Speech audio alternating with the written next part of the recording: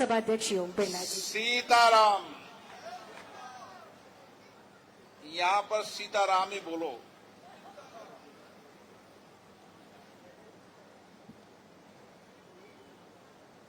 राम मंदिर कई जगह बने हैं,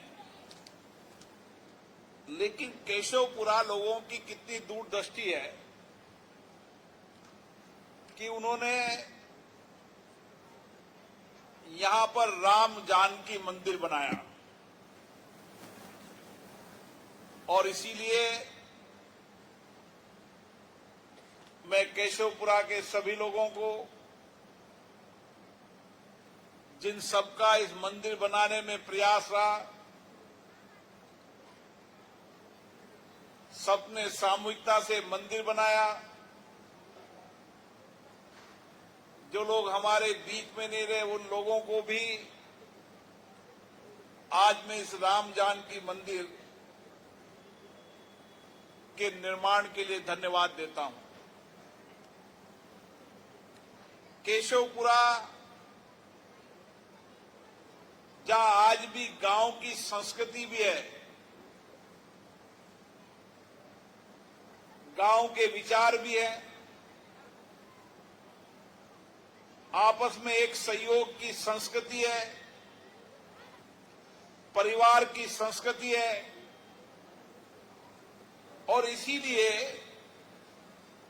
केशवपुरा आध्यात्मिक और धर्म की नगरी है, जहां पर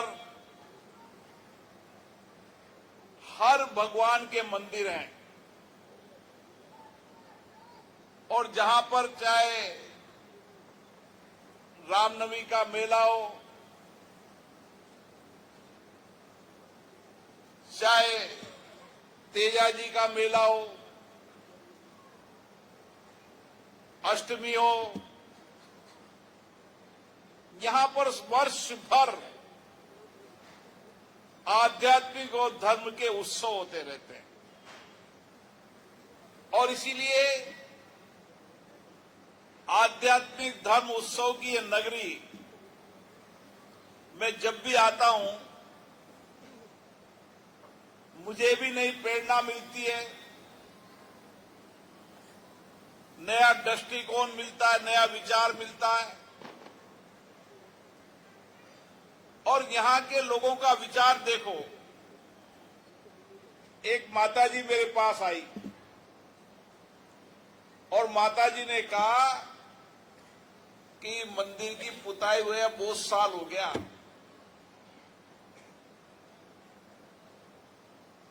वह अपनी समस्या लेकर नहीं आई। अब मंदिर की पुताई नहीं होगी माताजी, मंदिर में पत्थर की भव्यता भी नजर आएगी। मुझे याद है जब मैं केशवपुरा में आता था तो केशवपुरा के लोगों की एक ही मांग थी और बरसों पुरानी मांग थी। समय निकलता गया, कई बार कई विभागों ने कहा मंदिर का ये नहीं बन सकता, कई कहा कि दरवाजा नहीं बन सकता, कई ने कहा रोड छोटा हो जाएगा, गाड़ी मुड़ेगी, कई तर्क दिए, लेकिन भगवान राम की इच्छा थी, जब नियति तय हुई तभी बना और हमारे कई वार्ड पार्षद चले गए, उनको यश नहीं मिला। नंद कुंवर जी हाड़ा जी को यश मिलना था, उनके कार्यकाल में ये राम जानकी प्रवेश द्वार बना, जिससे केशवपुरा की और पहचान आध्यात्मिक धर्म और संस्कृति की नगरी के रूप में होगी। इस केशवपुरा के लोगों का बहुत आशीर्वाद रहा। 2003 से मैं चुनाव लड़ रहा हूं और 2003 से पहले भी और 2003 के बाद भी मेरे जैसे कार्यकर्ता को विधायक बनाकर भेजा, सांसद बनाकर भेजा, ये सबका आपका आशीर्वाद है और आशीर्वाद भी भरपूर मिलता है, सबसे ज्यादा मिलता है। प्यार भी मिलता है, स्नेह आशीर्वाद भी मिलता है और जिनसे अपनापन होता है उनको कुछ कठिनाइयां, चुनौती भी बताते हैं। लेकिन हमने भी तय किया है कि इस 3 साल के अंदर केशवपुरा की कोई समस्या नहीं रहने देंगे। चाहे केशवपुरा के पार्क हो, अभी भी 130 करोड़ रुपए के पार्कों का काम कोटा शहर में चल रहा है और आज भी 9 करोड़ रुपए के शिलान्यास और लोकार्पण है, क्योंकि इस केशवपुरा में पूरा हाड़ौती बसता है। यहां अलग अलग गांव के लोग रहते हैं और सबसे विशेष यहां पर दूर दराज का गांव का बेटा बेटी जो शिक्षण और प्रशिक्षण प्राप्त करने आता है, सबसे सस्ता और परिवार का संबंध जैसा मिलता है तो इस इलाके में मिलता है। इससे सबसे ज्यादा विद्यार्थी रहते हैं। केशवपुरा के सारे इलाके में अगर आप देखोगे तो कम से कम 2 से 3 हजार विद्यार्थी इस केशवपुरा इलाके के अंदर रहते हैं। जब मैं एक बार दिवाली पर निकला तो मैंने पूछा तो हर घर के बाहर विद्यार्थी था और छोटे छोटे गांव से आए थे, अभाव में थे, कठिनाइयों में थी, चुनौती थी, किसान थे, मजदूर का बेटा था, यहां पर पढ़ने आया था, कोई पटवारी की तैयारी, कोई पुलिस वाले की तैयारी, कोई एलडीसी की तैयारी, कोई थानेदार की तैयारी, सारे कंपटीशन की तैयारी करने वाला अधिकतर विद्यार्थी गांव का इसी क्षेत्र के अंदर रहता है और इस क्षेत्र के अंदर इतना ही उनको प्यार मिलता है, एक परिवार की तरफ प्यार मिलता है। और जब भी यहां कोई जागरण होता है, भंडारा होता है, तो सब लोग सामूहिकता से काम करते हैं। यही गांव के संस्कार है, यही गांव की संस्कृति है। आध्यात्मिक हो, धर्म हो, संस्कृति हो, अपनी विरासत हो, उसको संभालना, सहजना अगर कोई इलाके से सीखे तो केशवपुरा से सीखे। यहां की माता बहनें भी अत्यधिक धार्मिक है। वह भी हर मंदिर में चलाओ तो भजन कीर्तन और आध्यात्मिक, चाहे राम कथा हो, चाहे नानाबाई का मायरो हो, चाहे भागवत कथा हो, साल भर कुछ न कुछ कार्यक्रम इस केशवपुरा में चलते रहते हैं। इसलिए इस केशवपुरा को मैं तीर्थ स्थल कहता हूं, जहां पर आके आदमी को हमेशा पवित्रता मिलती है। और इसीलिए हमारी आस्था, हमारी संस्कृति,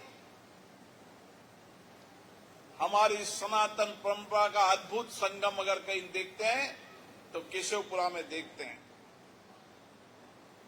और हमारी भी ये अपेक्षा है और इसीलिए आने वाले समय के अंदर सारे इलाके को हम इसी तरीके से आध्यात्मिक, धर्म और संस्कृति के संगम केशवपुरा को बनाएंगे।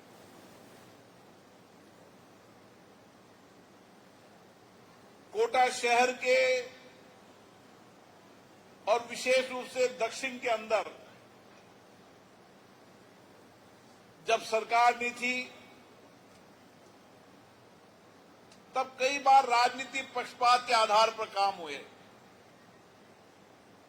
लेकिन हम पक्षपात के आधार पर काम करने वाले लोग नहीं हैं। विधायक किसी भी दल का हो, सरकार हमारी है, केंद्र में सरकार है, राज्य में सरकार है, और इसलिए हमारी जिम्मेदारी बन जाती है कि कोटा के जो आधारभूत विकास है, आधारभूत ढांचा है, हम सबसे पहले आधारभूत ढांचे को मजबूत करना चाहते हैं। और इसीलिए पीने का पानी हो, इस पीने के पानी के लिए आने वाले समय के अंदर 375 करोड़ रुपए के अमृत योजना के तहत काम होंगे। मुझे याद है केशवपुरा के कई इलाके के अंदर कम दबाव से पानी आना, कम पानी आना, इसलिए लोगों को पर्याप्त पीने का पानी मिले, उनके रोड बेटर हो, नालियां ठीक हो,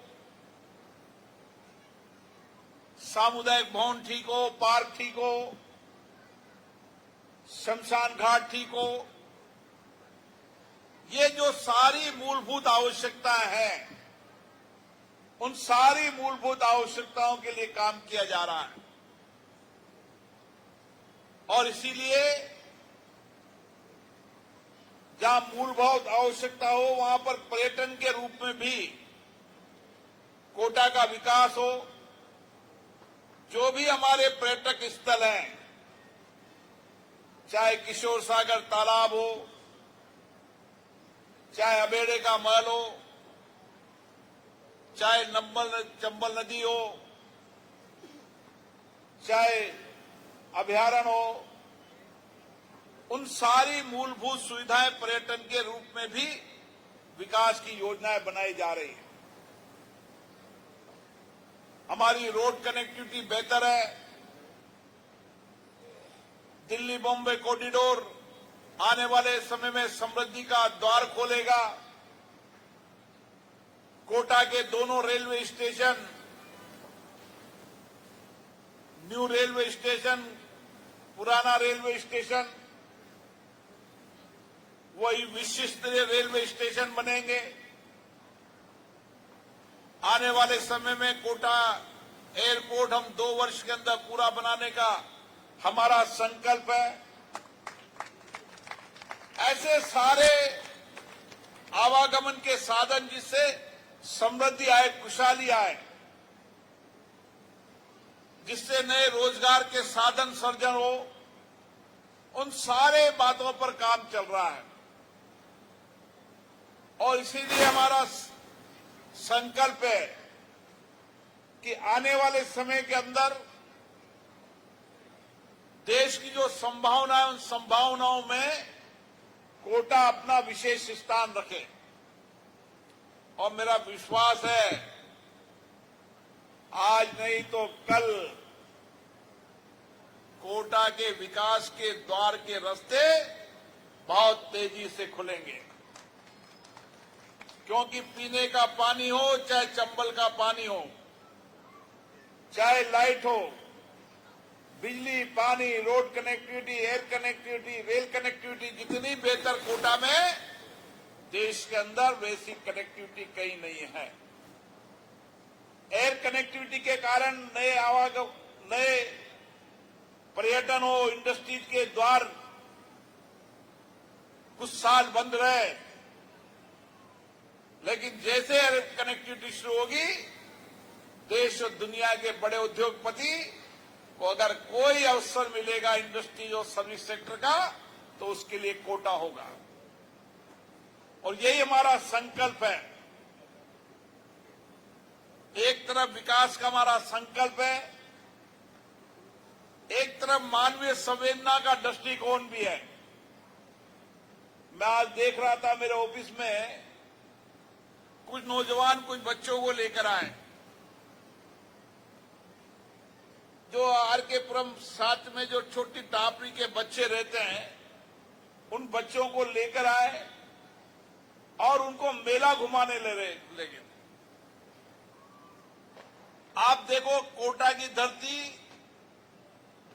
हमेशा सामाजिक बदलाव की धरती रही है। आपदा हो, संकट हो, चुनौती हो, चाहे कोरोना का संकट हो, हमेशा हमारे आपसी सहयोग की ये संस्कृति, हमारे आपसी सेवा की ये संस्कृति देश के अंदर अपने आप में अलग अद्भुत संस्कृति है।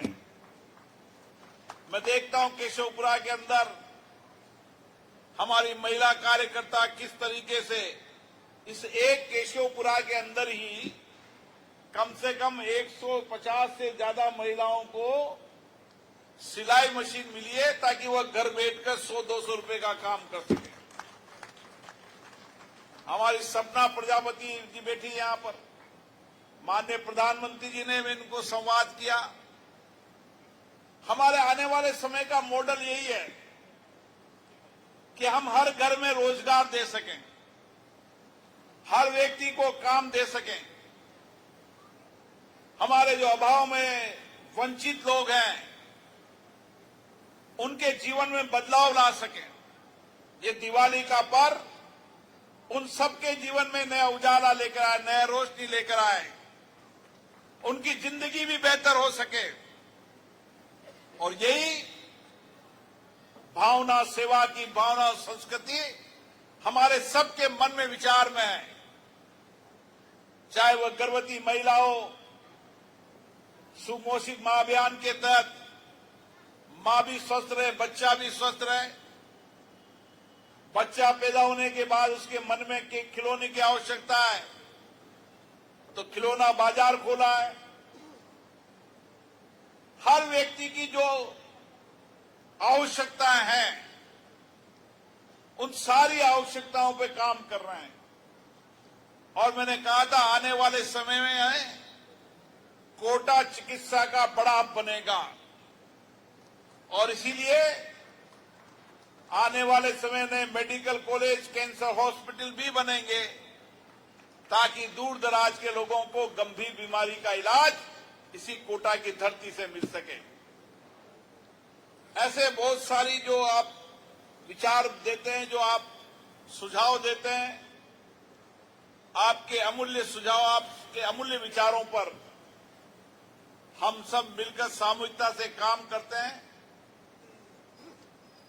आज दिवाली का पर्व यही है कि सबके जीवन में खुशी आए, हमारे सबके सामूहिक प्रयासों के अंदर अंधेरे में बैठे व्यक्ति के जीवन में भी उजाला है। और ये प्रयास निरंतर करना है, न रुकना है, न थकना है। जब तक समाज के अंतिम व्यक्ति के जीवन में उजाला नहीं आएगा, हमारा कार्यकर्ता इसी तरीके से सतत प्रयास करता रहेगा, अनवरत प्रयास करता रहेगा। हर घर के अंदर उजाला हो, हर लोगों की जिंदगी बेहतर हो, इसके लिए हम सामाजिक राजनीतिक क्षेत्र में काम कर रहे हैं। मुझे आशा है कि जो आपकी अपेक्षाएं थी कि राम जानकी मंदिर भव्य भी बने, इसका सिंह द्वार भी भव्य बने और बाकी बचा 3 साल के अंदर केशवपुरा की जो सारी मूलभूत समस्याएं, चुनौतियां हैं, हमारा लक्ष्य है कि 3 साल बाद जब हम यहां पर आए, हमारे विधायक महोदय यहां पर आए, तो कोई समस्या इस क्षेत्र की बाकी नहीं रहे। और हमारे गुजराती भाई भी बैठे हैं, उनकी भी बहुत अपेक्षा, हमारे नई कॉलोनी बने, उनके लिए भी मकान बनेंगे। और जिनको लोगों के कुछ मकान के पट्टे बकाए थे, 33-34 मकान के पट्टे, वो भी अभी महापौर जी ने मुझे बताया कि सबके पट्टे जारी कर दिए हैं। ऐसे जो भी आप निश्चित रूप से आपकी भावनाओं से अवगत कराएंगे। हम आपकी भावनाएं, आपके विचारों पर पूरी प्रतिबद्धता के साथ काम करने का प्रयास करेंगे। आप सबको दिवाली की बहुत बहुत शुभकामनाएं, बहुत बहुत बधाई। बहुत बहुत धन्यवाद।